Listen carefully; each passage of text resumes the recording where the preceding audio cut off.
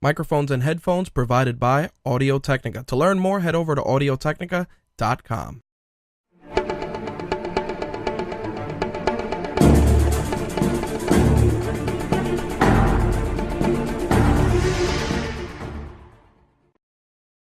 The views expressed on this episode of My Take Radio do not reflect the views, thoughts, or feelings of the My Take Radio staff, My Take Radio advertisers, or My Take Radio content partners.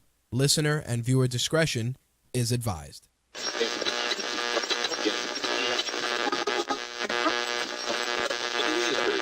This coverage is live and uncensored, so if you have any small children present, you may want to have them leave the room.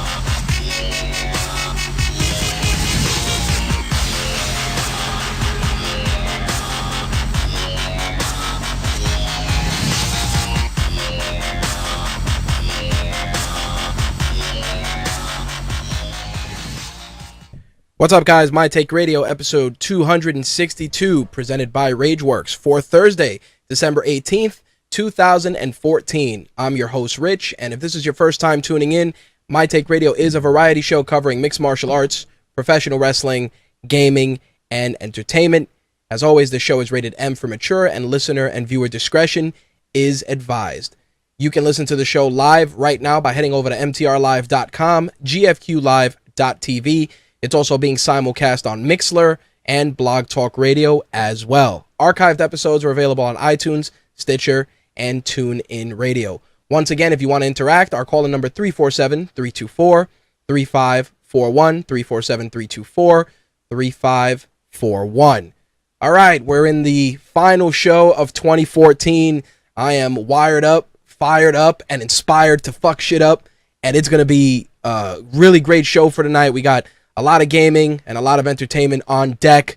We're going to definitely address Sony's cowardice with regards to the interview and what's going on with North Korea. And I want to definitely hear from you guys and see where you stand. I've been seeing and speaking to a lot of people that are definitely upset, not so much about the movie itself being shelved, but about how easily we just folded to a group of people that, you know, we don't even know who they are, with regards to the quote-unquote hacker community that's involved in this particular situation. I definitely want to dig into that substantially during our entertainment segment. Of course, we got some gaming news on deck. I know Slick reached out to me earlier in the day and told me there was some other stuff we're going to be discussing. Couple of things before we get into it. As I said during last night's MMA and wrestling show, this will be the final episode of My Take Radio for 2014. Don't think that it's the final episode of My Take Radio, period, because it's not. We got a lot more stories to tell, a lot more shit to talk, and we are primed for an awesome 2015. I actually have been speaking with our colleagues at Royal Flush Magazine, and we are working on some really cool stuff for 2015. There may even be an event put together to get the listeners and the viewers and everybody else involved so that they can check it out and interact with us on a more personal level here in New York City. Something we're going to put together in 2015. We're starting to lay the groundwork right now and definitely want to gauge some interest, what you guys want to check out, if you want to have it be more of a gaming event, a social gathering, etc. And we're looking at a couple of venues. Myself and Danny from Royal Flush Magazine are really excited to put something together for you guys in 2015. In addition to that, we're also working on creating something for a lot of the new media community that's out there after doing the presentation at Pace University.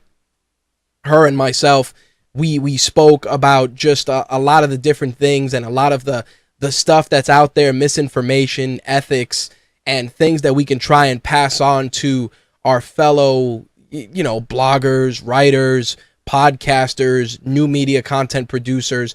And we do feel that there's definitely a void that needs to be filled in that market, primarily because there's so much stuff out there. There's so many expectations. Like I said, just a proper etiquette about reaching out and trying to gain PR contacts and how to conduct interviews and how to cover events, et cetera, et cetera.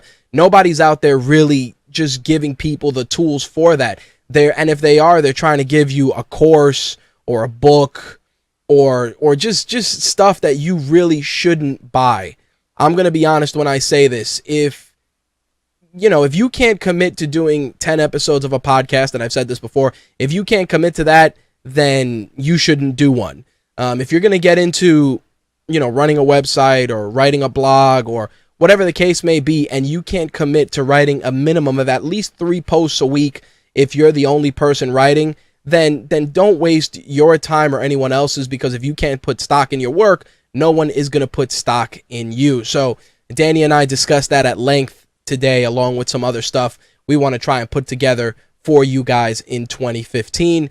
Next week, we're going to try and give away a whole bunch of stuff throughout the week leading up to Christmas Day and the day after, and maybe even into Saturday, depending on what's in the MTR prize closet. And we're going to try and put a post a day with a different thing that you can win and try and just announce the winners for each item by the end of the week. Again, it's something that we are definitely working on, and we're going to do our best to make sure everybody gets an opportunity to win something as we close out 2015. A couple of other things. MTR will be back January 7th and 8th. January 7th, of course, for MMA and wrestling at 11 p.m. Eastern, 8 p.m. Pacific, and January 8th for gaming and entertainment. Of course, we'll be talking about all the post-holiday stuff that went down during that 2-week period. But what we are going to be doing while the show is off air is we're going to continue the migration of mytakeradio.com to rageworks.net. We are working on that every night. I'm actually putting in a decent amount of hours, migrating a lot of content over. As I said, even though I'd love for both sites to exist, I do feel that one is encroaching on the other. And at the end of the day, Rageworks is the brand, and My Take Radio is one of the many forks of that brand. And like I said, during last night's broadcast, our colleagues at VGN are joining us, and we're going to be putting out some really cool stuff with those guys as well. And like I said at the start of the show, Danny and myself and our colleagues at Royal Flush Magazine are definitely going to try and give you guys some really awesome stuff in 2015. So definitely hang on to your hats, stick along for the ride, because it's going to be an awesome year. I'm definitely pumped for that. The other thing I did want to discuss, and this is something that I want to kind of just touch on briefly, is that with Christmas next week, obviously, I know a lot of you guys are asking how we're uploading the shows and if they can find ways to listen to the show while they're on vacation. A couple of different guys reached out, and like I said at the top of the show, iTunes is your best bet if you're an iOS user. Every show from 1 to 262 is there. You can find every episode there. If you're more about streaming, you can stream the episodes on Stitcher or TuneIn Radio. And of course, if you want the complete MTR experience, get the My Take Radio app, available for Android, iOS, and Windows devices. It's $1.99. You get all the episodes there as well in 96K stereo. Now, I did want to talk about our Blog Talk Radio feed, because it was brought to my attention that Blog Talk Radio is working on improving the audio quality of their service, something that they've been working on behind the scenes, and a couple of people have brought it to my attention. So maybe in 2015, we'll get some good audio quality out of Blog Talk Radio as well. And we're going to stick with them for the foreseeable future until a better service presents itself that will allow us to monitor calls and take your calls in a more effective fashion. So that's where we are with that. Again, if you're on vacation, holiday break, you can find us on iTunes, Stitcher, TuneIn Radio, and of course you can go to mytakeradio.com or rageworks.net, and we do post the episodes there as well. If you're all about video, of course, YouTube is available on every platform, so you can actually watch episodes of My Take Radio either by going to My Take Radio TV on YouTube or youtube.com/official Rageworks. So those are your two outlets there. We set up a brand new Twitch TV channel for Rageworks. I kind of pulled the plug on the My Take Radio channel only because, again, we're doing more of that stuff with Rageworks versus MTR. So you'll be able to see some of the streams that we do over the holiday break. And you can find that. Of course, all the links for that will be in the show notes as well. And of course, once the channels are live, you can visit our Facebook fan page at Rageworks on Facebook or Twitter. And of course, My Take Radio on Facebook and Twitter as well. And you can get updates for that. All right. So what's on deck for tonight? We're going to talk quite a bit about some gaming stuff. Of course, with the holidays, there's a lot of deals popping up, a lot of good stuff on the horizon. Of course, if you were one of those people that was burned by Ubisoft with Assassin's Creed, they will be releasing the whatever free game you want to get is available, I believe, this week. And of course, the patch to improve all those issues, allegedly, will be released this week as well. And we're going to touch on that and a couple of other things during this week's gaming segment. All right, let's get that ball rolling. Let's talk some video games, and let's close out the last MTR for 2014. Let's do this shit.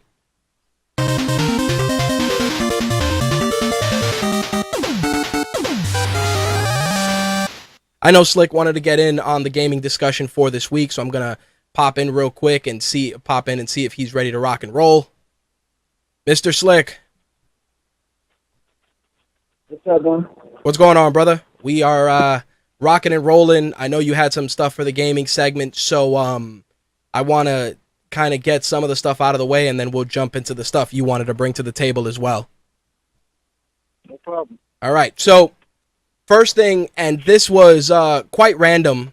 I received an email from Capcom earlier this week, and the contents of the email were quite surprising, just because they are releasing, get this, a definitive edition of the Ninja Theory DMC, aka Devil May Cry, for the PlayStation 4 and the Xbox One, March 17th, 2015. It's going to have all the DLC plus enhanced 1080p graphics, and it will be running at 60 frames per second. It's going to include the turbo mode from the other brand new turbo mode, plus it's going to include a style mode and God Must Die mode, and just, you know, all the other extremely hard versions of the game that were loaded there, plus, of course, new costumes and classic designs. Now, hearing that, do you feel that this is going to be the trend going forward with not just Capcom and their releases of some of these games on systems, but other companies just remastering and throwing fresh coats of paint and re-releasing these games to the current generation?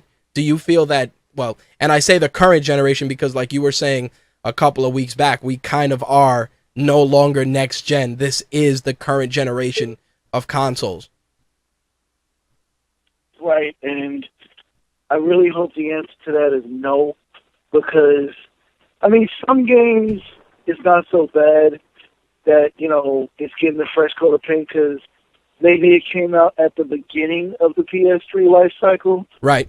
Devil May Cry is not one of those games, and I don't know very many people that actually bought that game, even fewer that claim they enjoyed it. Well, here's a funny thing. I mean, No, go ahead. I'll let you finish. Go ahead. I see no reason for that particular game to come back out. And it's like, no, don't keep rehashing games. Give us new games.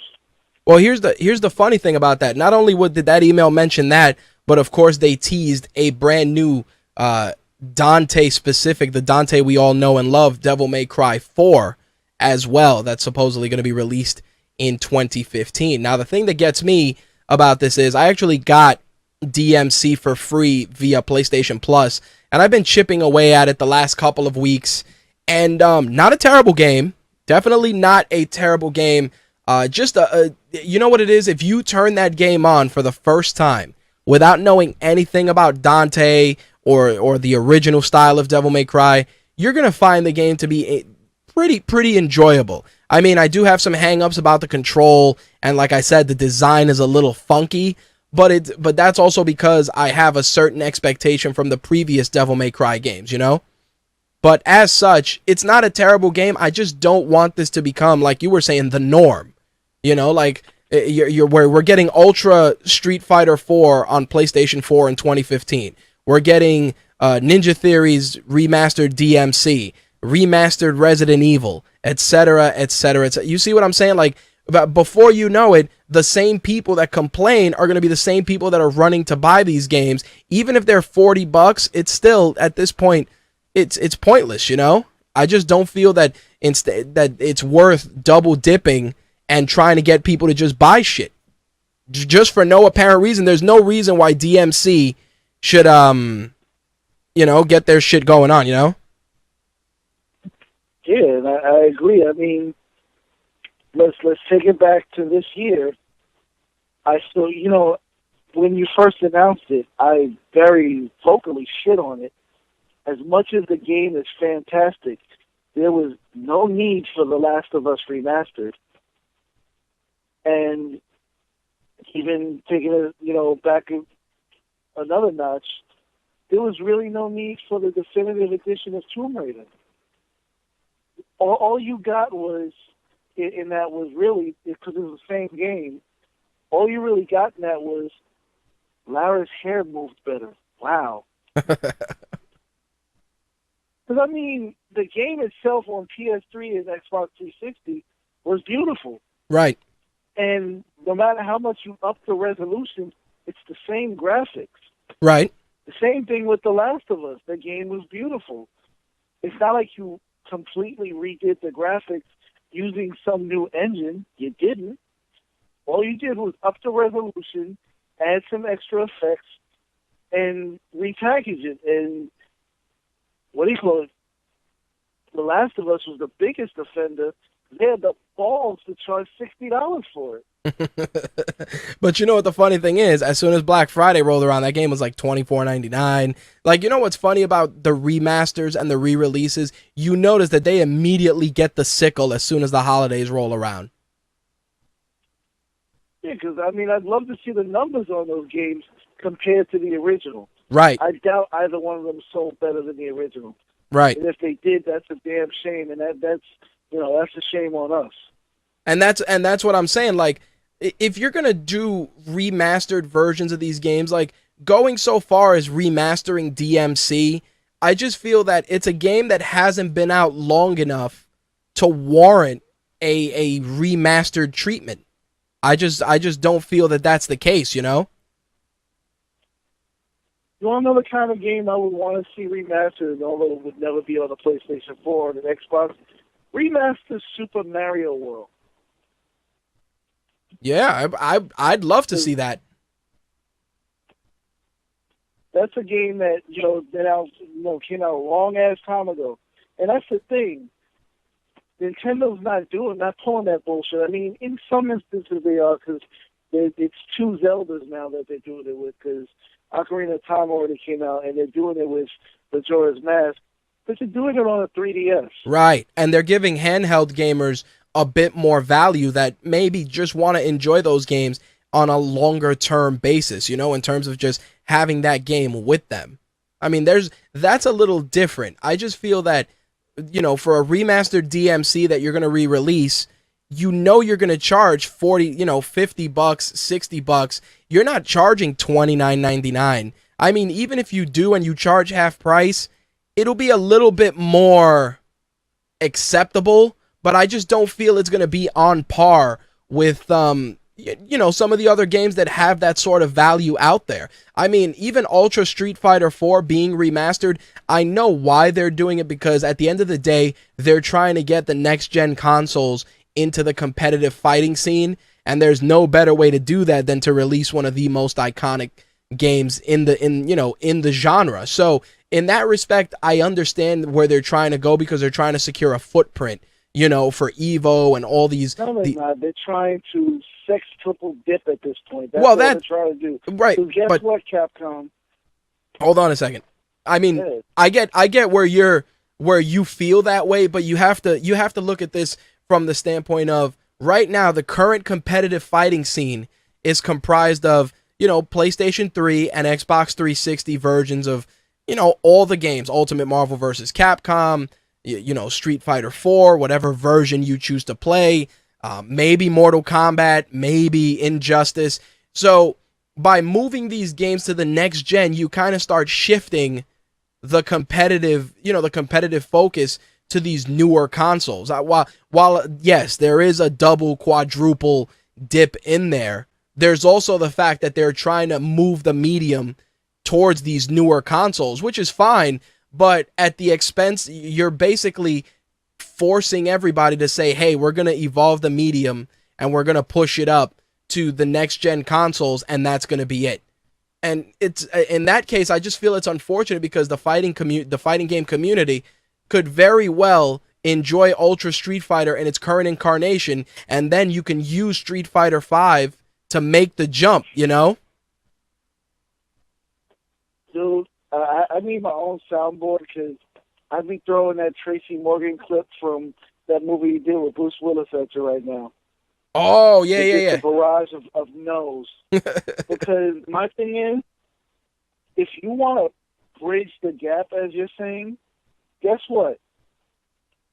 Give a pre-order incentive for Street Fighter V. Tell everybody who pre-ordered Street Fighter V early, even do like a time thing. Say let's say Street Fighter V comes out in July. We don't have a due date yet. Right. But let's say if you pre-order between, I don't know, February and May, you get Street Fighter 4 for the PlayStation 4. I could see that. You get a bonus disc with Street Fighter 4 the same way when what do you call it? I forgot what the hell. Nintendo did it though. They gave a bonus disc with freaking. Well, they gave Bayonetta 1 with Bayonetta 2. No, this was back a few consoles ago. But yeah, they gave Bayonetta 1 with Bayonetta 2. Right. I'm like, that's how you quote unquote bridge the gap. Well, I got one better. Try to sell this shit again. I got one better. Trade in your copy of Ultra Street Fighter 4 on either console and get, Ultra Street Fighter 4 for PlayStation 4 for, $20 or $10. You know what I mean? Like, remember when they were doing the game swap with Call of Duty and all these games when the new systems dropped? But the thing is, wasn't that the retailers that were doing that and not the actual developers? Well, the developers were the developers still are gonna say yay or nay to it. I mean, the retailers are gonna do whatever they choose, but the developers are gonna be the ones that are gonna get pissed, because obviously they'll lose out money. But I think that in that respect, no, they won't. How so? Yeah, I guess you're right. I'm thinking the other way around, but I was thinking that the freaking retailer has to buy the game first. But no, you're right. Yeah, because it's like, if you're getting the game and the game is already there, the only thing that the retailer is going to end up doing is having a surplus of Ultra Street Fighter 4 copies on the 360 or the PS3. But it's not like some kid isn't going to buy it for $10, But that's exactly the point. It's like, if I'm dying to play Street Fighter 4, I can get the original game for probably like $10 right now, and not even used. The original, not the Ultra. Right. Okay. And if I want to get Ultra with everything, I can probably get that used for $20. You can, actually. Because I've seen it for about $25 used in some places. I mean, I've seen it go on eBay for a little less. But in with regards to that, I just look at it as we're creating. It's one of the things we talked about a couple of weeks back, where we're creating this. We're creating our own monster, like with the DLC. Remember, I'm like, oh, $50 DLC. Well, let's see if people buy it. And the minute people start buying it, and it's a decent amount of people, they go, oh, we could get away with this. Same rules apply. It's like, all right, it's like, all right, we're going to remaster this game, throw a fresh coat of paint on it, give them 60 frames per second, and, wow, here you go.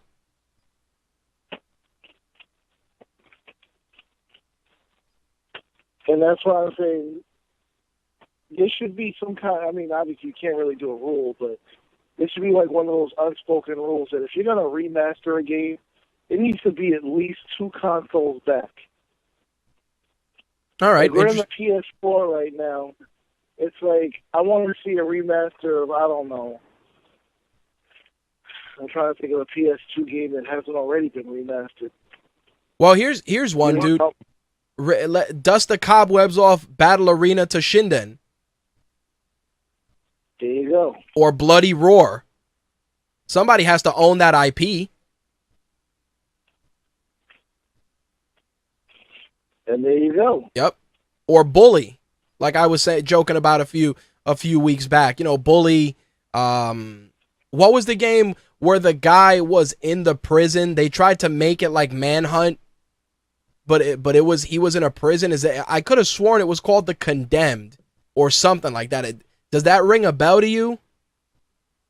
There definitely was a game called Condemned. I never played it though. Yeah, there was a game where you were like in a prison and there were like these demons and the guys had like knife legs and knife hands and shit. Real creepy stuff. And that's what I'm saying. Like if you're going to do that, you're going to say, hey, or here's one, Street Fighter Alpha 1. There you go. Give us some Street Fighters we actually haven't played in the last year. Dude, I'd love a remastered Alpha 3. Street Fighters that we really can't get anymore. Yep. Danny should have Condemned. Thank you, Danny. But that's what I'm saying. Like, give us a freaking remake of freaking Riddick Escape from Butcher Bay. Oh, I'd Something love like that, man. Riddick Escape from Butcher Bay would be a tremendous game. If they remastered that. Game they made. Yep, the Wolverine game too. But Riddick, especially as a first-person shooter, man, it would be ridiculous if they remastered that. You know what I would also throw in that category? Quake. You know people would jump back on that shit. Aren't they making a new Quake? I've heard different things. Or is it Quake or Unreal? I think it's gonna be Unreal. Only because I've seen that floating around. I know there's another Doom as well.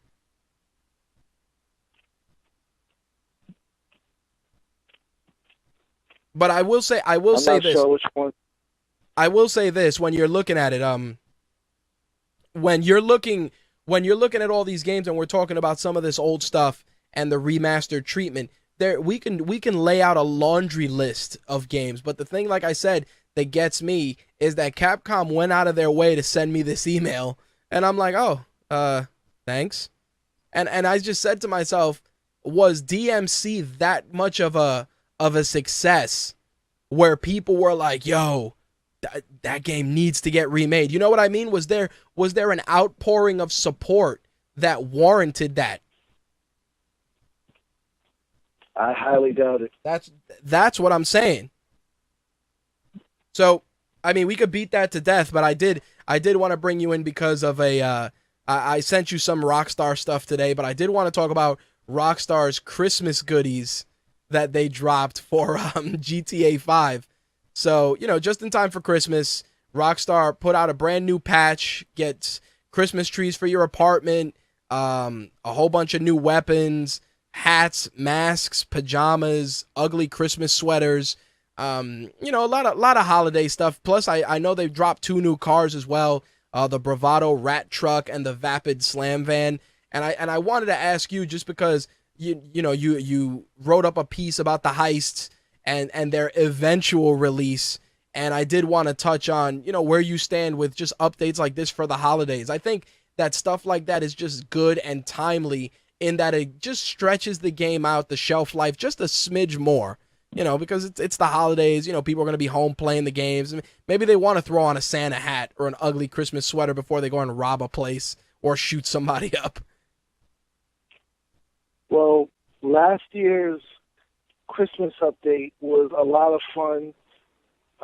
Dark Helmet in the chat will tell you that we really enjoyed that. Between me running around with a snowman head that just looked so twisted, and the fact that San Andreas was covered in snow, and we were just doing all kinds of, you know, maniacal things. we had a lot of fun with that. It was we were kind of upset when it went away, but I mean, it had to go away after a while. Their holiday themed updates have always been a lot of fun. It's like, so, people actually do get upset when they end. Right. And I'm not to say that they shouldn't end, because that gives it more value when it comes back. And, they're adding new stuff as well. But definitely the Christmas update will be enjoyed by the GTA community.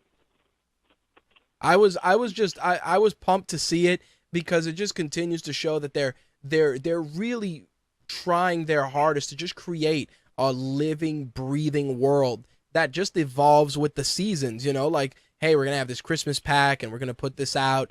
And hey, Independence Day's coming. You're going to get like the barbecue pack, and you're going to have like an apron that says "Kiss the Chef" and all this stuff. And I think that by doing that, you're creating a legitimate world that you can continue to interact in.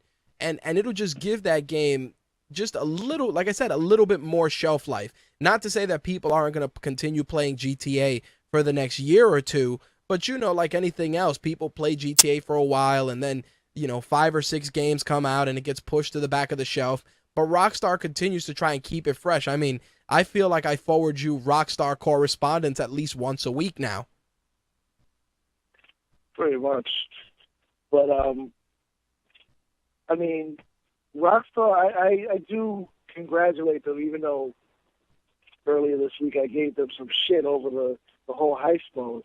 Right. My thing is, with the heist mode, here's why I give them shit. Because at the same time, I'm applauding them for not releasing it until it's ready. Right. Which a lot of online people could, take a cue from, looking at Ubisoft. Ubisoft, 2K, and EA. And Sony. Yeah, and Sony. Fucking up Drive Club. Yeah, well, Drive Club was a complete drop of the ball. Just for a multitude of reasons. Like, there was no PR campaign, there was no legitimate push to try and get people invested in the beta. That it's almost like they intentionally derailed that game for whatever reason. And has anybody even played The Crew? I don't even know. I don't know anyone who has. Has anybody in the chat played The Crew? If you have, definitely let me know. I will say this, and I placed this next news item a little lower than I should have, because we were talking about Capcom. I forgot to tell you, they're releasing a pack called the Wild Costume Pack for Street Fighter 4 that lets you dress the fighters as different animals. Now, here's the beauty of it.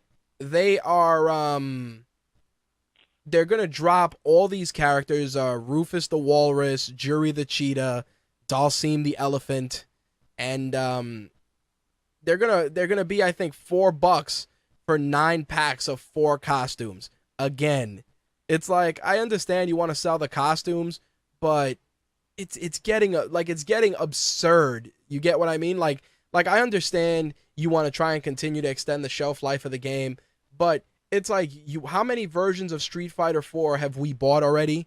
You know what I mean? And we have all these costumes. Like, the Ultra version pretty much has all the previously released costumes in it. And now you're just hitting us again with more costumes. It's like, can we get something free?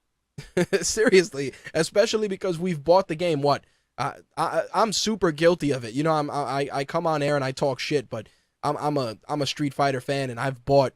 I have the big giant box set. I bought the Ultra Street Fighter. So I am guilty of that, but they don't get me with that DLC crap. Nope. That they don't get me with. They don't get you with the cheapest shit. They get you with the expensive shit. Well, yeah, they get me with the, buy this game. And then it's like they got me with the box set, but like I said, at a substantially reduced price. So it's okay. And then the Ultra one I bought just because at that point it's like, they added a couple of guys I like to use and a couple of characters that are fun to play with. So no big deal. But the costumes, I just feel like if anybody honestly goes and drops $40 on all the costumes or whatever the full pack of costumes costs, it's like you're a glutton for punishment. Because when the Ultra version comes out on PS4, you'll probably get those for free. Probably. Not to mention that they do the deals throughout the holiday season and even afterwards where the costumes are 25 cents each or 50 cents each. Like if they was like, hey, the costumes are a quarter a piece, it's not the end of the world. But when you're telling me it's like, yo, it's $40 for costumes, it's like, come on, get out of here. Like I've said, the value of the game went from a $40 game to an $80 game in the drop of a hat.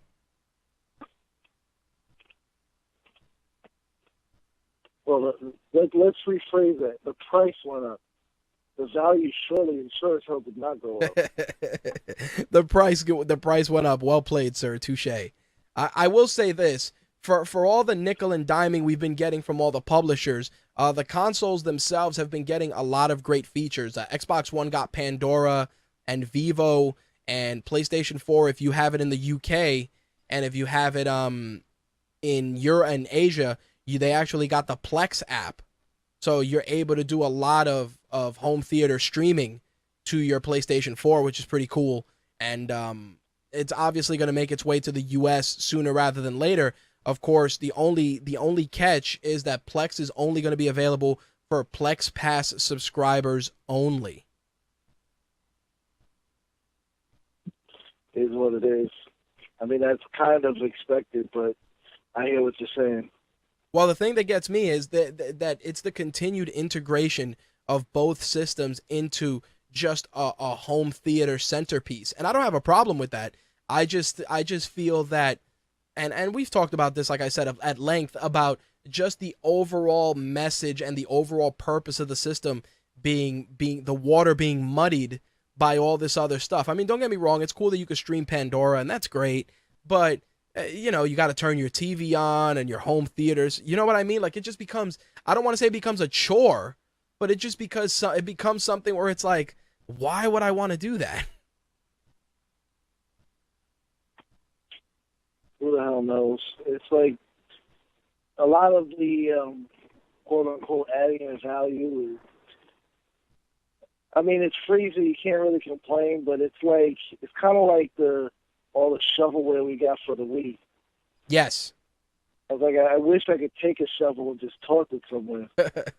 Well, you know what's funny? I ran a splitter to my Xbox One just to test out the picture-in-picture when you're watching TV and gaming. Again, a nice feature, but not something I would see myself using consistently. Like, unless you're like playing a hardcore Madden game or a match or something where you have to do, or a raid that's time specific, there's no necessity for you to have your TV playing. I mean, they're adding that feature with Pandora also, where you're able to listen to music while you game, which again, kind of cool, but depending on the game you're playing, you're not going to want to be distracted with the music. Like if you're playing a dialogue intensive game, you're not going to be jamming on the music. You're probably going to be doing that if you're playing like a first person shooter, and you're in a lobby or something like that, but you're not going to be doing that if you're playing, a role-playing game or something with just an intense story. I just don't see that happening. Again, nice feature, but its purpose is not where it should be. On the contrary, and I've said this before, the one feature I've always felt that we got shafted on was the party mode with Netflix, where you and your friends could watch the movies and stuff. I mean, for companies that push togetherness and online gameplay, to strip that feature out was just stupid. Yeah, but as we've mentioned before, I've noticed the trend has not changed with the Xbox One. Microsoft has a trend of, and masking it, trying to mask it, but basically copying Nintendo. Because that whole picture-in-picture thing, it's the Wii U without a tablet. Right. I've seen that. I mean, listen, they're all going to copy each other. Remember when the PlayStation Move came out after the Kinect came out and we played with the PlayStation Move at the Sony store? Yeah.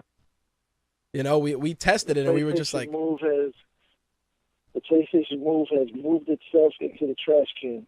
Pretty much. I mean, I never saw any necessity for me to pick it up. I'm kind of on the fence about picking up the PS4 camera because they do a lot of good deals on it. I've seen it down to $30. in some cases, and I may pick one up, but again, not the end all be all.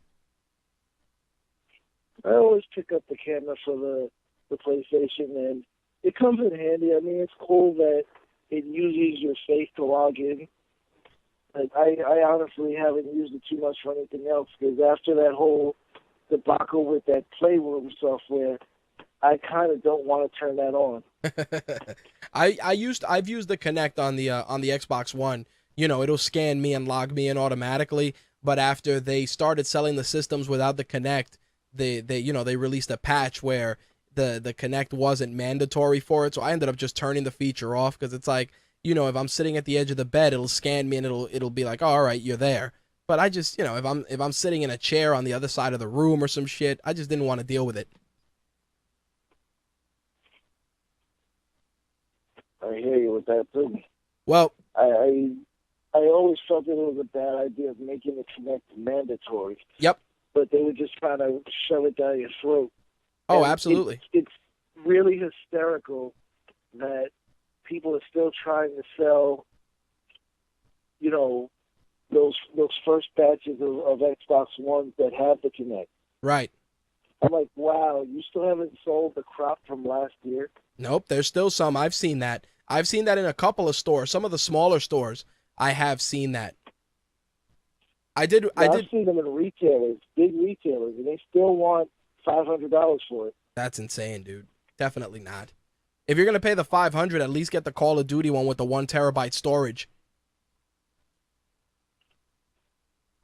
That's not so bad. I did want to touch on 2 pieces of DLC news. For those of you that are playing Lego Batman, Lego Batman 3 is getting an update, which is the Batman of the Future character pack. It's gonna be $2, available for the PC, PlayStation 4, PS3, Xbox One, 360, yada yada yada. And you're gonna get Batman Beyond Terry McGinnis. You're gonna get some of the bad guys from that series, including Blight, the Joker of the Future, and it's actually not being included with the game's season pass. So a couple of people were upset about that, because they were like, hey, you know, if we paid for the season pass, why couldn't we get that? You have to pay the extra $2. Wait, are they getting, when you say the Joker of the Future, they're getting the Tim Drake Joker from the movie? Because that would be awesome. From the Batman Beyond universe, from the, I believe it was from the movie where the Joker came back. Yeah, I guess it would have to, because the Batman Beyond universe didn't have an actual Joker other than Tim Drake. They had the Jokers where there was always a bunch of idiots dressed like clowns, but the only Joker was Tim Drake. So then they're probably going to put, because it says just, it has Joker by itself, so it's probably the Tim Drake Joker, Blight, and who knows, maybe they'll just throw in the Jokers, plural, for for filler. I mean, getting the advanced batsuit, you know, the Batarang darts, and being able to turn invisible is cool, but I know that, you know, I feel the frustration from people saying that, hey, if they invested in the season pass, why can't they get that? So, you know, it's definitely something that's not doing Warner Brothers any favors at the moment, and I figured I wanted to touch on that because I know some people that really like Batman Beyond, and they, you know, when I told them, hey, you know, there's going to be a costume pack for that, they're like, oh, that's pretty awesome. But the whole debacle of it being separate from the season pass, just not a good move. I mean, $2 is $2. It's not going to kill anybody. But why make people want to invest in the season pass if they're not going to get that? Yeah, I hear what you're saying. It's like a season pass should cover everything that was planned and anything extra. Absolutely. Like, I've seen season passes that say they specifically include this, which if you add more than that later on and it doesn't cover it, then why the hell did I buy the season pass? Well, WWE 2K15 did that, and that's actually the next news item I wanted to touch on, because if you bought the season pass, then you'd get Paige as one of the characters, but they actually dropped the first wave of post-launch DLC, and it's actually a WCW pack. You get Fit Finlay, Lex Luger, Bam Bam Bigelow, Lord Steven Regal, and Diamond Page. Plus, you also, for those people that didn't buy the DLC, or do the pre-order, they'll be able to get Sting and Hogan as well. So a pretty cool DLC pack. I actually like that they give you Lord Steven Regal and Lex Luger, because obviously tag team Sting and Lex Luger as a tag team in the game is pretty awesome. But again, the only thing that gets me is the that you had to kind of include, in order to get Paige, who's essentially on the current roster, that you were kind of forced to have to buy the season pass, either that or sit on the sidelines until they sold her DLC separate, like they did with Sting and Hogan. There's still no Stardust, huh? No Stardust, but you know what I actually found, which is kind of cool, and I wanted to touch on this story because this falls into the what the fuck gaming news category. So I went on there and they have the created section where people upload their creations, and it's ranked, most downloaded, most popular, etc., etc. So when you go there, they have redone Superstars, so they have some really good Stardust created wrestlers, like right down to the face paint he had on Monday night, which is insane. So I went on there, I got Finn Balor, and I downloaded, and this is crazy because this actually was a news story that not too many people talked about. I downloaded Chris Benoit, a really good Chris Benoit that somebody created. And there was a guy who was actually banned from playing the game either online or his account was locked because he scanned, because you could scan faces and logos to create characters. Like, I believe the guy was banned because he scanned Benoit's face in to create the character. Now, I haven't played the game in about a week, so I don't know if the Chris Benoit that I downloaded may have been removed. But it's crazy to me that the guy would be, banned blocked from playing the game because he created a wrestler. I understand that he created the guy committed a crime, but a wrestler's a wrestler, Like, that level of censorship bothers me. Because now you're telling me I can't create a wrestler who is still a wrestler because you guys deem him not appropriate for the game. Tell me how insane that is. It is crazy, but I mean, it's like, I understand both ends of the sword there. It's like, if you let it go, it's a sensitive issue, and if you let it go, you're going to see probably worse than that pop up. Well, I actually found the story. So on it was published by our friends at Uprocks, and they run a separate website called With Spandex. And what happened was, they have the face mapping feature, which, you can put your own face on your own created wrestler. So what ended up happening was, a user by the name of Corey Bundick reached out to them on Twitter and said, the tweet goes, WWE 2K's Twitter goes, "Good morning, WWE Games Universe." And Corey Bundick responds, "Well, it would be good if I hadn't been banned for 2 weeks for no reason." So the community manager, Marcus Stevenson, responded, and he said, "I just checked your account. You were banned because you uploaded a Chris Benoit face to community creations." That's it? Well, what it says? Huh? That's all that they wrote to him? That's what they responded, and then obviously there's some explanation there, and according to what was said is you can't according to what was said, it was just a face mapping of Chris Benoit, even though Benoit's matches are on the WWE network, and Uprocks cites a crazy thing where there's face uploads of Hitler. So what you're essentially saying, and I found it amusing, was you're saying then that Chris Benoit is worse than Hitler, because you could scan Hitler's face and put him in the game, but you can't put Chris Benoit in the game. And the thing was, I'm glad you said that, because that's exactly what I was thinking when I said you kind of got to nip things in the bud, otherwise you'll see worse than that. I was thinking, like, what if somebody did, like, Saddam Hussein or Osama bin Laden or something, but they did Hitler.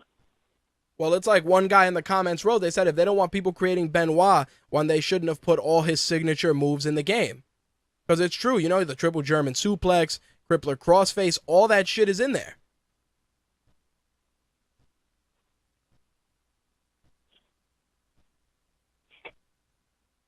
It's crazy. It's like the kid needs to get some kind of recompense for that if they allowed somebody to put Hitler in and didn't ban that person. I just don't understand how that becomes such an issue. And the beauty of it was, I had contemplated reaching out to both the user and Marcus Stevenson, and I said, going into it and trying to open that can of worms this close to Christmas is just not a good move. But I'm confused when I heard the story, because I said to myself, people have been creating Chris Benoit in the games for as far back as I can remember. Dead or not, killer or not, everybody created him at some point in all his different incarnations, from, Pegasus Kid to, him when he was with the Four Horsemen, to the Rabid Wolverine, all of that shit. It's like he has been in the game. And it will continue to be in the game. I just don't understand that. It's you uploaded a scanned Chris Benoit face, and it's like, because he's a wrestler the guy wanted to play with. I just feel that maybe 2K should have acknowledged that in the beginning. Like, maybe they could have just deleted the creation, messaged the guy, and said, listen, we noticed you uploaded a Chris Benoit. We have a rule in place, or we have a request that Chris Benoit not be allowed to be included in the game. We're going to delete your creation. Please be aware of this in the future, as you do not want to get banned. Like, I don't understand how you just ban the guy because he uploaded the guy's, Benoit's facial scan. It was crazy to me.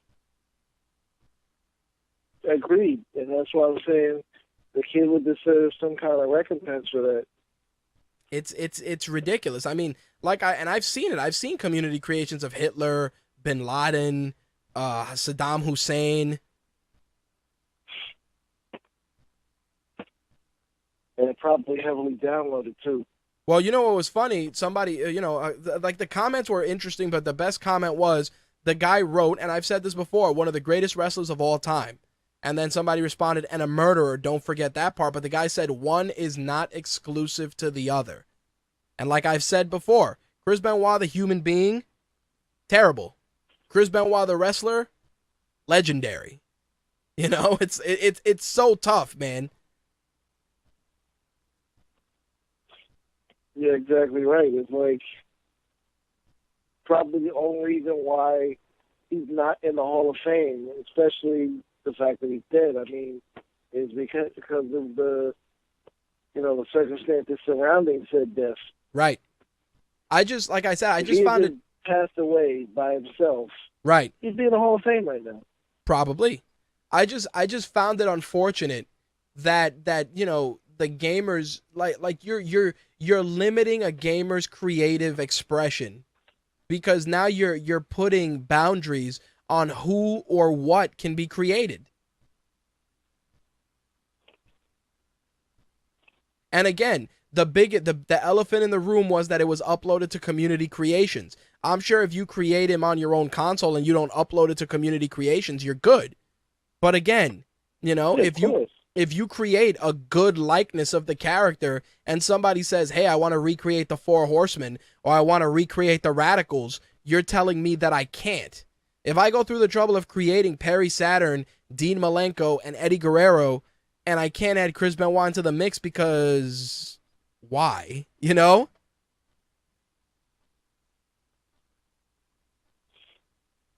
It's really a big one of a situation, because the only thing that I guess would have found more hypocritical about it would have been if 2K winds up being the publisher for that game I showed you last week, Hatred.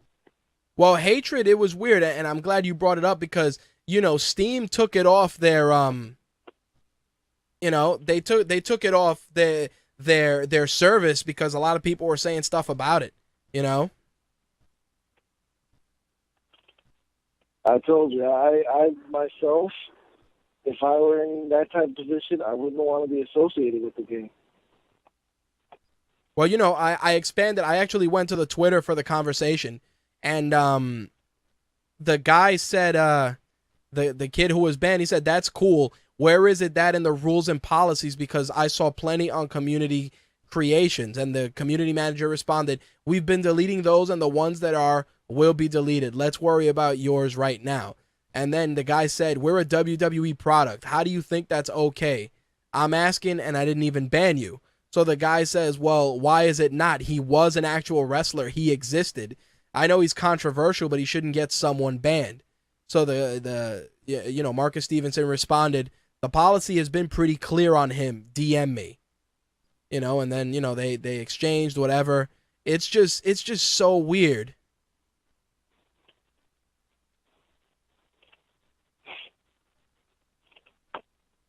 I would have just kept letting, yet you let people create Hitler and Bin Laden and Hussein. Well, another user said that it's total BS banning people for using in-game content that you made available. And then, of course, the community manager said, it's obvious why this is a violation. I'm just relaying the message. And the other guy responded, I want to know, how's it obvious? Nowhere does it say that. I think it's BS, just saying. And, it's funny because in looking at it, I'm curious. Shouldn't there be a rule either when you go into community creations like, hey, characters that incite hate speech, characters that violate terms and conditions, i.e., and then put, Chris Benoit as just right there, it is the right thing to do because, like I said, everybody's created him in some capacity in a different game. Hell, I have.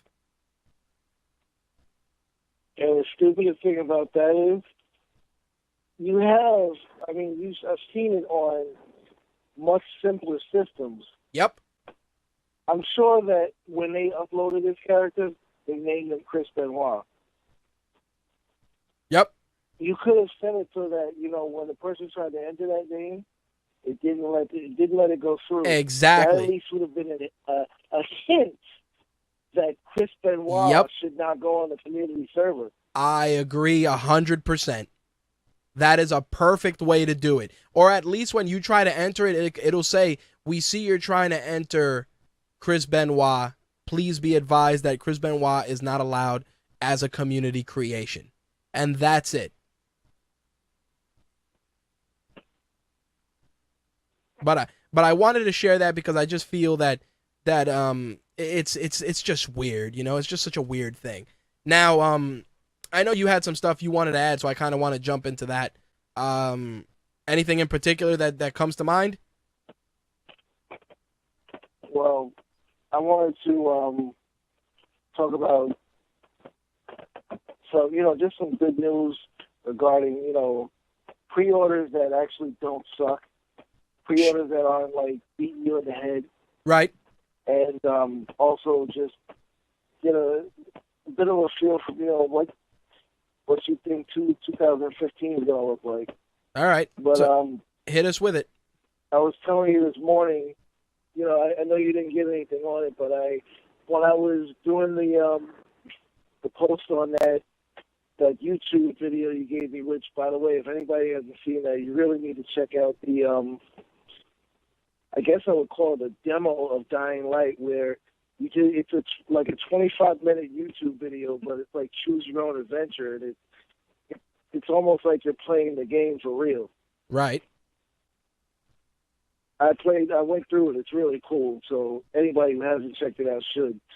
But when I was doing that, I saw on the website Dying Light's already, for about a year now, it's had a pre-order incentive that, if you pre-order, you get the Be the Zombie mode, which, you sent me the video recently where they had the gameplay of Be the Zombie mode, which looks insane. And I saw something else. There's another pre-order incentive, which it doesn't even look like they're making they're not making a big deal about it, but a lot of people who would want to play the game would think it is a big deal, especially since it's kind of timed. They're saying that if you pre-order the game and register your pre-order with them, they'll give you in-game content. Basically, they'll give you high-quality weapons for it. So it's like, buy our game, we'll give you shit to stay alive in the game with. Right. And the thing is, they're saying there's 7 weeks till the game comes out, which really there aren't. So they're supposed to come out like last week.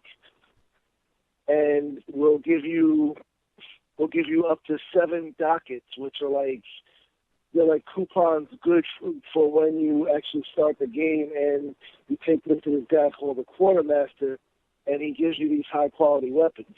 Okay. I was like, wow, that's pretty cool. It was like, because I had already pre-ordered the game last week, so I was like, why wouldn't I do it? Gotcha. So basically, you register with the Dying Light website, which anybody interested is dyinglightgame.com. You link the registration that you've made with your associated account, whether it be PlayStation 4, Xbox One, or Steam for the PC. Right. And they just send the information to your game when you get it. It's like you can register right now. You don't have to wait till the game comes out. Okay. Not a bad move. Definitely solid. 7 badass weapons to bash in zombie brain for free. Yeah, I'll take that. No harm in that. Definitely not. I think Dying Light has been doing their marketing correctly, and they've been reaching out to us consistently. And I definitely have high hopes for the game. I mean, hearing that you pre-ordered it, I mean, you've been jonesing and excited for the game since I started sending you assets, and I started looking at them myself, and I'm like, maybe Slick is definitely onto something with this game. Yeah, like I said, anybody who played Dead Island, like a lot of people, the complaints were, kind of the lack of mobility. Right. And this game is made by the people who made Dead Island. That's why I wrote in that article, like, which game is the real Dead Island sequel between Dying Light and Dead Island 2. And I still stand by saying that Dying Light is the game. It'll definitely be the more serious of the two, and more than likely be the better of the two, because it's actually being made by the people who made the first 2 Dead Island games. Makes sense. Makes perfect sense to me. It started off as a sequel to Dead Island. Yeah, I mean, like I said, the assets look good, the gameplay looks solid, the graphics look amazing, so I definitely have high hopes for it. Anything else you wanted to add? I wanted to add, what are 5 games you're looking forward to in 2015? Well, the new Batman, need that in my life. Street Fighter V is a definite. Those are the top 2. There's a rumor of a Darksiders IP, which I'm hoping makes its return in 2015. Once I hear more, definitely I'll of course share it with you guys. I'm kind of curious about The Order. The Order looks kind of badass. And definitely Mortal Kombat. That new Mortal Kombat looks insane. I agree with you on that, but if I had to pick 5, no-brainer right there. The first one would be Dying Light. Right. The Order. Street Fighter V.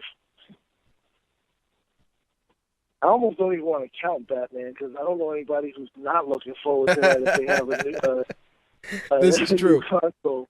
This is true. But I kind of want to throw Drake in there too, because Drake looks fucking insane. the only thing is do we have a solid release for Drake yet? Not necessarily. I've heard probably November of next year, which is usually the time they drop all the other Drake games. Fuck it, I'm just gonna go over 5. So you got Dying Light, The Order, Batman, Mortal Kombat, Uncharted. You got Dying Light, well, I said Dying Light. More than likely, I will be playing Dead Island 2, even though I'm kind of iffy about it, the way the trailer looked. Right. And one that really looks like it might fall under the radar. The biggest reason being is that it's a Wii U exclusive. Right. It's this game called Devil's Third. Oh, I've heard about that. But that game, I saw a trailer recently. That game looks insane. I actually came across it while I was trying to find that Hatred trailer. Ah, okay. And it looks like, it kind of looks like Ninja Gaiden in a way, in the gameplay sense, mixed with like Mercenaries or something. Oh, geez, that's a crazy mix. Because it's got this big dude, like really big dude, like swinging a ninja sword, like cutting ninjas in half. And I was like, this is something that I could definitely see myself playing for the Wii U. That, and of course, there's the that upcoming Yoshi's game where everything is made out of yarn. That game looks insane. I don't know how I feel Obviously, about that. that game looks like a lot of fun. The upcoming Star Fox and Zelda. Right. And the Xenoblade Chronicles. Solid lineup, dude. You got a solid lineup of games. I mean, I got to try and clear up the backlog of stuff I got, so. Yeah, we always got the backlog, dude. That's let's not go there. Yeah, but you know what the problem is? My backlog is becoming not only stuff I bought, but also stuff I rented. So, can't have that. Wow. Yeah, I got some GameFly stuff that I looked at, and I'm like, yeah, I should just drop that back in the mail. So there you have it. But Oh. to answer a question myself that I had asked you earlier, the one game that I would really love to see remade in, using next-gen graphics and engine and gameplay and everything would be Incredible Hulk Ultimate Destruction. Wow. A blast from the past and a guilty pleasure. Damn, I should stream that for the next blast from the past. I think I have that. I mean, how many times did you just build up your gauge in that game just to get like in the middle of the city when like one of the big ass Hulkbusters comes after you? Yep. And just launch one of the rage attacks. Oh, numerous times, like dude. Just leveling cities. Bring like buildings down and just watch the freaking giant Hulkbuster just lift off the ground and just get destroyed. Absolutely. More times than I care to admit. You never know. There's nothing more satisfying than taking the normal size Hulkbuster, flipping it upside down, and basically using it as a pogo stick. That was quite fun. I did do that a few times. That's for damn sure. But you were gonna say something? No, the only thing I was gonna add to that is that maybe if I have some time during the break, I'll see if I can find that game and see if I could stream it as a blast from the past. That'd be a fantastic New Year's Eve thing. Yeah, I'll keep you posted if I decide to do that. All right, man. All right, my friend. As always, you can follow Slick on Twitter at MTRSlick. And, of course, you can interact with him on our Facebook fan pages as well. Slick, of course, will be continuing to post content on RageWorks.net throughout the holiday break. And, of course, he will be around to answer questions and be involved in any live blog shenanigans leading up to MTR's return in 2015. All right, my friend. Thank you for the assist, and I'll see you on air next year. All right, man. See you later. All right, bro. Peace. Peace. There you go. That was our very own Slick, and he actually helped close out the final gaming segment for 2015. All right, let's switch gears and jump into this week's entertainment news and wrap things up for the final MTR of 2014. Let's get that ball rolling, shall we?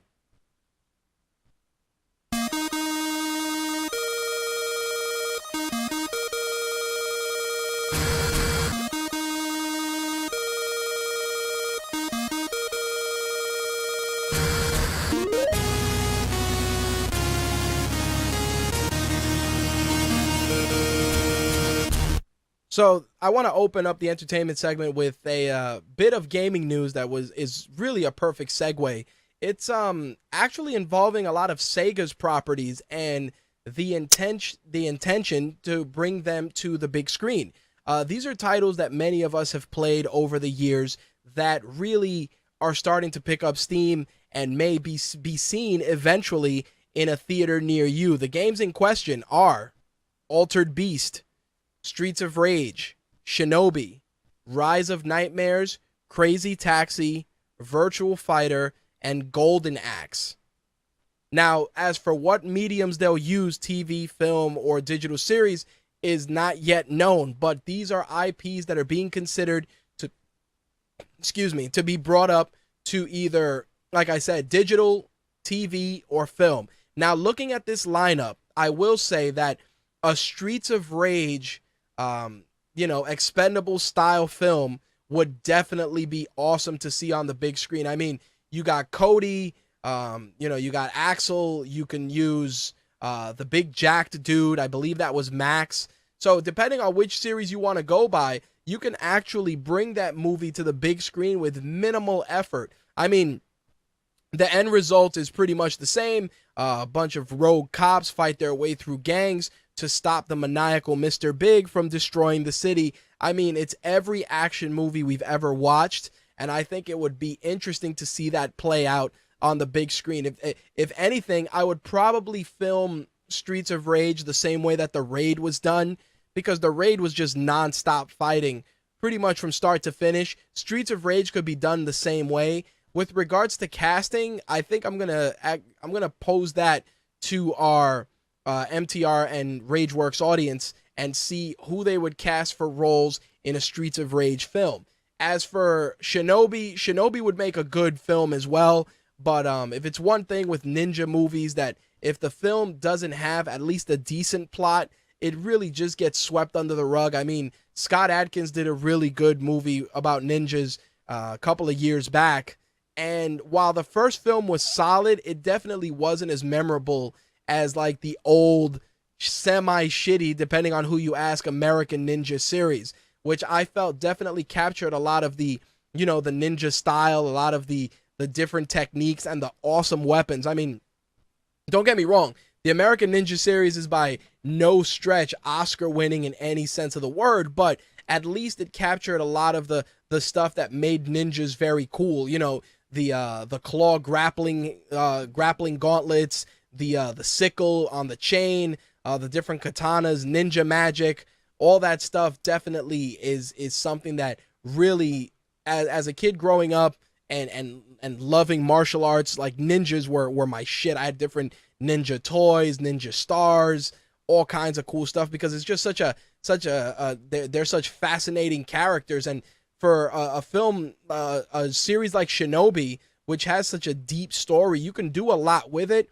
But again, depending on the medium and the execution, it's weird. I mean, Altered Beast kind of falls into that same category, because if you look at Altered Beast in reference to the game and just the overall plot, it's pretty paper thin. So unless you plan on doing like a made for cable film, I don't really see Altered Beast like making a jump to the big screen. But I do say that you could do something with Crazy Taxi, maybe as a comedy.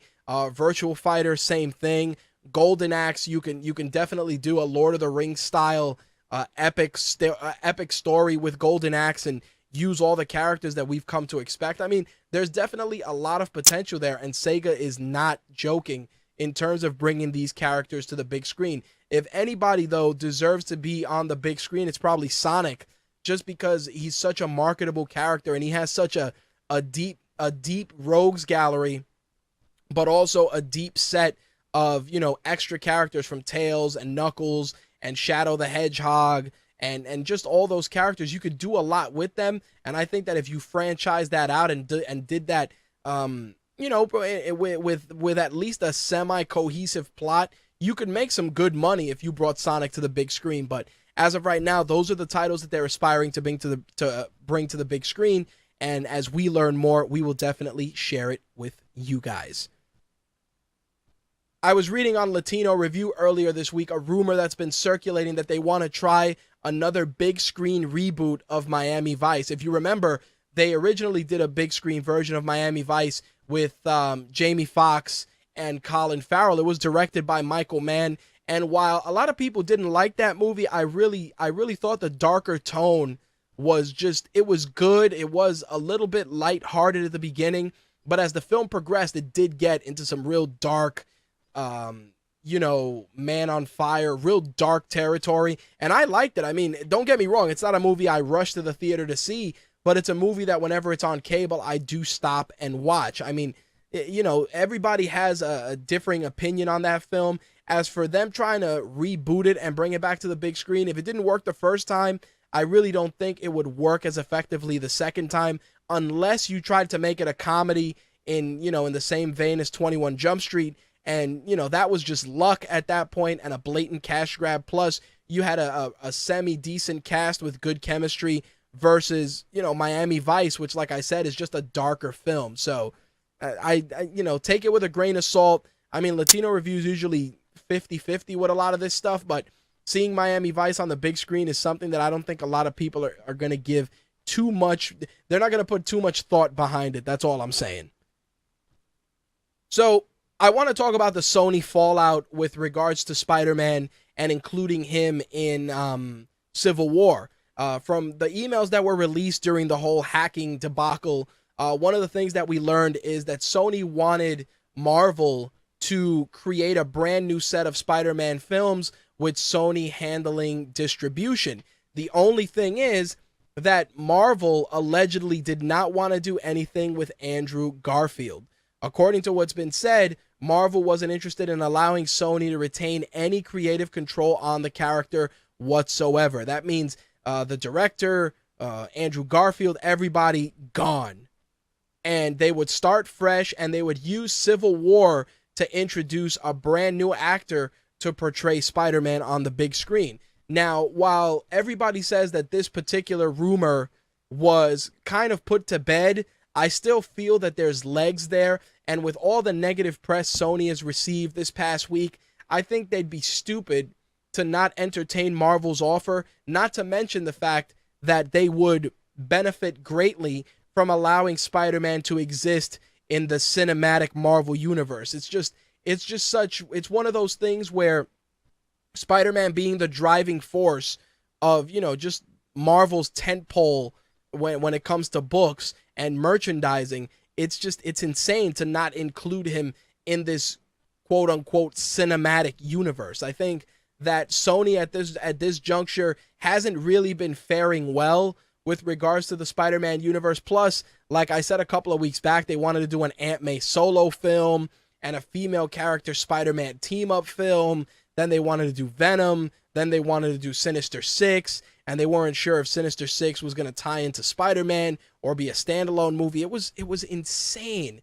There were so many things that came out prior to this Sony hack that just really didn't give us a lot of hope with regards to the character. At this point, if Sony were smart, they'd either share the rights with Marvel or sell Spider-Man back to Marvel and let Marvel do what they do best, because they're really not doing the Spider-Man character justice.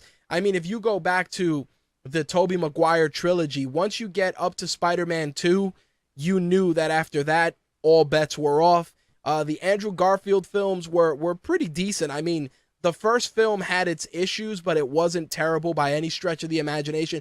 The second film definitely, they stepped it up. They had a lot of action, and I do feel that Andrew Garfield probably delivered one of the better natural portrayals of Spider-Man on the big screen. I mean, he felt more akin to the books, from delivery to his mannerisms, from the way they handled the web swinging and the fighting. It was all spot on comic, but again, maybe people weren't feeling Electro or the way they did the Goblin or some of this other stuff. So, I mean, I'm curious to see how it pans out, but if Sony were smart, they would allow Marvel the opportunity to do something with their flagship character. I am going to get into the whole thing with the interview and some of the fallout from that later on in the segment, but I did want to put that out there because that was a big story, and as a comic fan, I did definitely want to get that out there. All right, box office totals. Let's break it down. Of course, and I was surprised that this film came in at number one, but it definitely got us a sizable amount of people in the theater, and that is Exodus: Gods and Kings. Of course, that is the whitewashed version of the Ten Commandments and the story of Moses. It came in at $24.5 million, knocking off The Hunger Games: Mockingjay, which fell to number 2. The Penguins of Madagascar was number 3. Top 5 came in at number 4. Big Hero 6 dropped to number 5. Interstellar was number 6 and continues to make a shit ton of money. Interstellar's total right now is $166.8 million. Horrible Bosses 2 came in at number 7. Dumb and Dumber 2 came in at number 8. The Theory of Everything was number 9. And Wild came in at number 10. Obviously, the number 1 slot will more than likely belong to Lord of the Rings, which has already grossed well into, as of Tuesday night, it had already grossed $11.2 million across the country. Of course, you have to definitely throw an asterisk at that number because they were doing special presentations of the trilogy in IMAX. So definitely take that into consideration. But I will say, everybody I know is going to see Lord of the Rings, and it's probably a shoo-in for number one box office draw this weekend. I will be seeing it probably Saturday, so I'm hopefully gonna have a review for it either late Saturday night or Sunday. I've been hearing mixed reviews about it, but I definitely want to see it all the way to, I want to see it through and see all, I've seen all 6 films, all 5 films, with this one being the 6th, and I might as well just wrap it up. And as such, we'll see how it fares. And of course, like I said, be on the lookout for that review on Rageworks either Saturday night or Sunday. All right, so I did want to talk about Interstellar and it reaching a very, very interesting milestone. Like I said, it already brought in $166.8 million, but Coming Soon reported that, get this, Interstellar passed the 100 million mark in IMAX showings worldwide since it was released November 5th. This is the 4th time that an IMAX movie has broken the $100 million mark. The film has been still running in certain theaters, and it's also being shown in the 70 millimeter IMAX as well. So, Christopher Nolan, who did The Dark Knight Rises and The Dark Knight, and were some of the films that saw tremendous success in IMAX, definitely is probably he's definitely proud of shooting these films with that medium, considering that this was one of a handful of films to break the $100 million mark. Definitely very cool. I wanted to go see Interstellar. I just don't think I want to sit in the theater for that long. I think that's a movie I could probably enjoy at home. I mean, I'm sure I could have seen Gravity in the theater as well. And when I watched it at my house, I mean, I have a pretty decent sized TV. I enjoyed it just the same. I think Interstellar is going to fall into that category as well. Hopefully, if I go see Lord of the Rings and I see it in high frame rate IMAX, I can definitely share my thoughts on that, much like I did with The Hobbit. But in any case, if you haven't seen Interstellar yet and you have an IMAX theater close by, definitely give it a shot. Everybody says it's just a beautiful film in IMAX, and it's worthy of all the praise and all the hype surrounding it. So definitely give that a shot. Now, let's talk about the elephant in the room, shall we? Of course, the interview, which pretty much opened the Pandora's box of hacking for Sony, its staff, and countless actors and actresses involved with the studio, was officially shelved by the studio earlier today. The announcement came from various websites. It was shelved late last night and made official today. And here's where I stand on this entire matter. Now, the big to-do came out of the hacking community threatening 9/11 level terrorist attacks on theaters and surrounding areas that showed the film. Now, we have a pretty good CIA and a pretty good FBI, as far as I can tell, and a Department of Homeland Security as well, that is going to monitor threat levels of that magnitude the minute that the words 9/11 were used, I am sure that that raised a red flag immediately. But here's the thing. Sony was still going to go through with it, and as the days progressed, you started seeing Franco and Rogan not do certain appearances, premieres were being canceled, press for the film was being shelved, and then before you knew it, it was Sony giving theaters the option to not show the film. And you know, there's two schools of thought. Obviously, when you're issuing a threat of the magnitude of 9/11, it's something that cannot be taken lightly. But I do have to say, we as a country have endured countless things, from domestic terrorism to international terrorism to, you know, Ebola outbreaks, various presidencies, assassinations, you name it, racial divides across multiple states. You know, we've endured a lot, and to let an internet threat essentially, you know, make people kowtow to these demands, it just boggles my mind, because we are a country that's built on being not only innovative, but being the guys that'll puff out our chest and be like, yeah, fuck you, we're not doing that. This is what we're going to do, because otherwise the terrorist wins. I mean, you know, when we the New York residents endured 9/11, and, you know, the people of Washington, you know, of DC endured what happened with the Pentagon, and the way that touched so many different individuals in so many ways, some super close, some in a more indirect fashion. The fact was that we tried to maintain a sense of normalcy. Every time that threat level went from yellow to orange, or various other threat levels were assessed, we continued to press on. When the guy had the truck wired with explosives in Times Square for Christmas, and we caught the guy, again, people tried to go about their business. I remember getting on a subway numerous times, and if I had a large book bag with me, loaded with my camera or any equipment, and a cop asked, hey, we'd like to just inspect your bag, you open your bag, and it just became the day-to-day. Going into Penn Station here in New York City, you're going to see soldiers with assault rifles. You're going to see police officers with bomb-sniffing dogs. This is something that has become the norm, but because of that, it has allowed us to be bigger people, to press on, to continue enjoying the freedoms that have been afforded to us, whether it's, you know, from the sacrifices of the men and women in the armed forces, or just from our own sheer determination to be hard-ass motherfuckers. The thing that bothers me about this is that you let an internet threat, because again, let's be realistic. This isn't ISIS. This isn't, you know, the Taliban. This is a group of individuals behind a computer using the words 9/11, and people automatically folding like a deck of cards. Now, again, I understand from a safety standpoint, if certain theaters decided, hey, we're not going to do that, we're not going to show the film. But what Sony at that point should have done is say, hey, you guys don't want to show the films for safety reasons, we're just going to release the movie for free.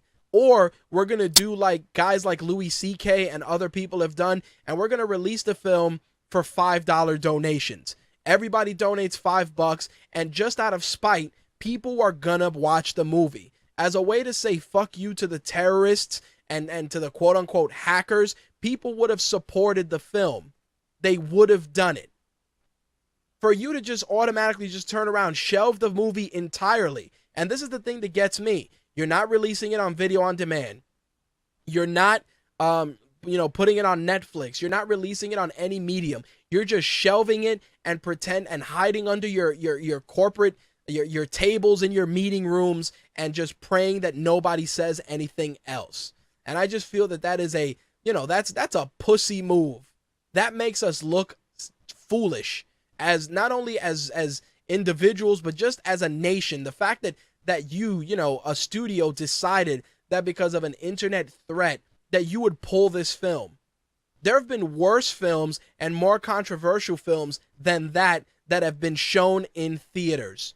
And then the crazy thing was that theaters like Alamo Drafthouse and other theaters were going to show Team America, which of course we all know Team America had a lot of fun at the expense of Kim Jong-il with its film, and Paramount decided to flex its muscle and tell these theaters such as Alamo Drafthouse not to air that film in place of the interview. And again, it upsets me. This film had a $42 million production budget plus all the money that went into marketing. And because a couple of guys behind a keyboard were bent out of shape, we decided to just fold up, take our ball, and go home.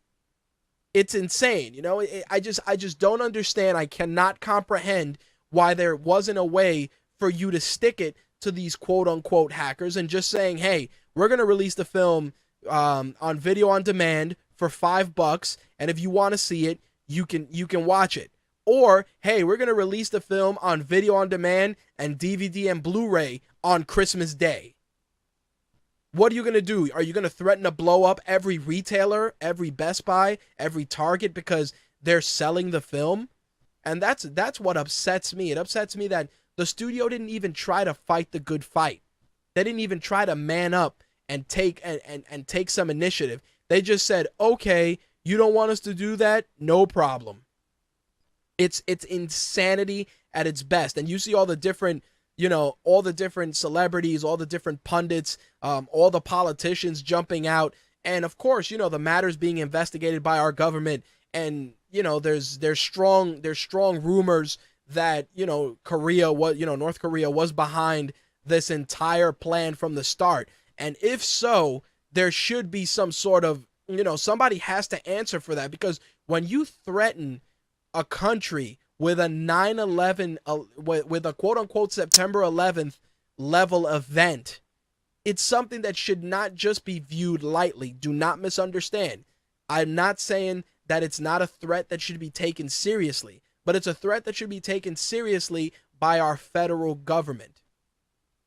If we offend, Kazakhstan or China or Japan or whoever in a film, and they get bent out of shape about it, is this going to be the trend going forward? The minute that somebody gets upset or bent out of shape, whatever medium we're consuming, whether it's movies, music, or video games, is going to get shelved. It's absurd.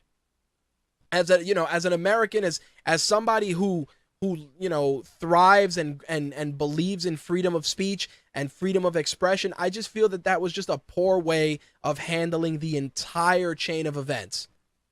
I mean, don't get me wrong, a lot of people's stuff got exposed, a lot of emails, a lot of stuff. I was hearing about, Amy Pascal having a meet with Al Sharpton after the quote-unquote insensitive comments made about meeting Barack Obama and asking if he liked, Django Unchained or 12 Years a Slave. Yes. Those are people that are ignorant and stupid, and that's a different issue that needs to be addressed.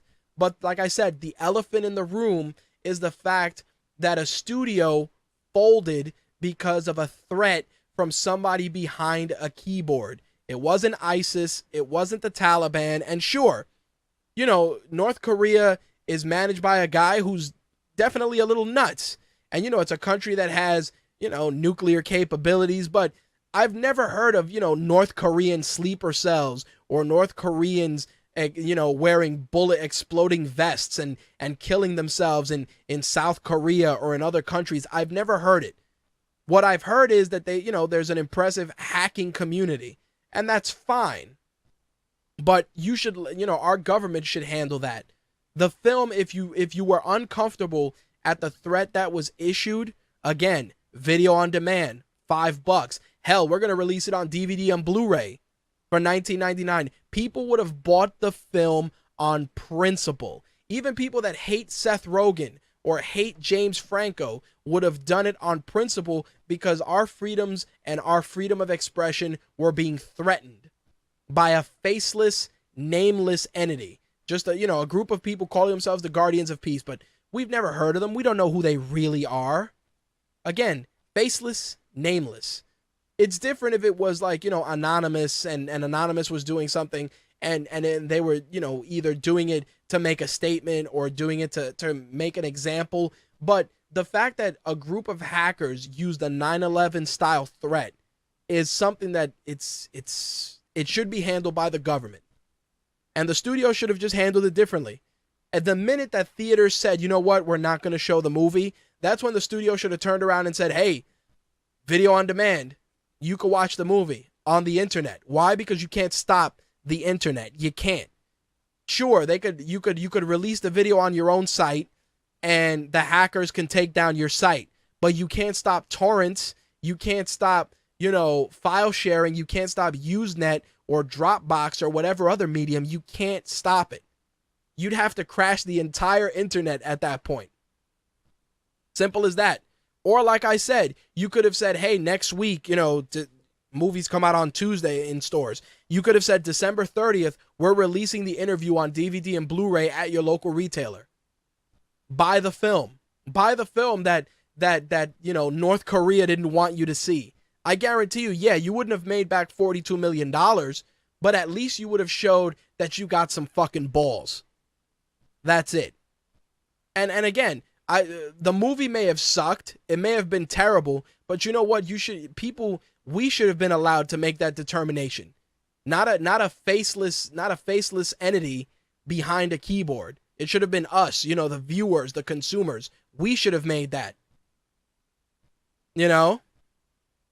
That's that, plain and simple. And then, what's funny? You go on eBay and the posters for the film are selling for $300, $400, $500 because, of course, this is the kind of stuff that happens. It's like out of unfortunate events, opportunity strikes. So if you got an interview poster and you want to make a couple of bucks, throw it up on eBay. Maybe you'll get a couple of $100 for your trouble. But like I said, Sony should have dropped that movie on video on demand. Either pay to watch or donation, whatever the case may be, and then just release it on DVD and video the next week immediately. Just press it and sell it. I guarantee you wouldn't have made back $42 million, but you would have at least shown you had some balls. Simple as that. Anyway, a couple of months back, we talked about the film based on the son of Apollo Creed. Now, the plot has been changed a little bit. It's going to focus on the grandson of Apollo Creed. And of course, the film is aptly titled Creed, and it is a Rocky spinoff. Sylvester Stallone will be playing Rocky Balboa, and he will serve as a mentor and trainer to the grandson of Apollo Creed, played by Michael B. Jordan. The funny thing is that initially I looked at this film as just a film that's taking advantage of the Rocky name and just using it as a vehicle for Michael B. Jordan. But you know what? Watching the Rocky films earlier this week, because they always give them for Christmas, I realized that the Rocky story, excluding the one where he fought Tommy Morrison, is just always a great movie to watch. You're either going to watch it and feel awesome after you watch it, or you're going to just feel, you're going to get the inclination to go and box or do something, but you're always going to get some sort of a feeling out of that series.